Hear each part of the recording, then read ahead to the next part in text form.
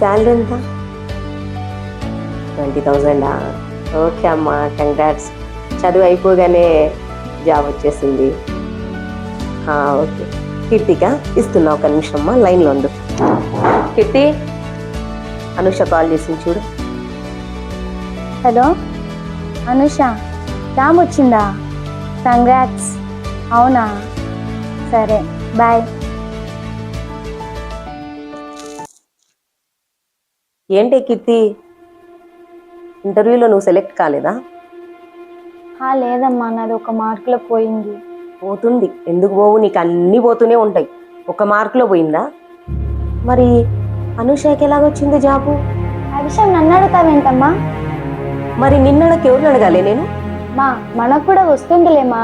ఇప్పుడు ఒక ఇంటర్వ్యూనే కదా, నెక్స్ట్ ఇంటర్వ్యూలో కంపల్సరీ వస్తుందిలే. వస్తుంది, ఏమొస్తుందో ఏమో.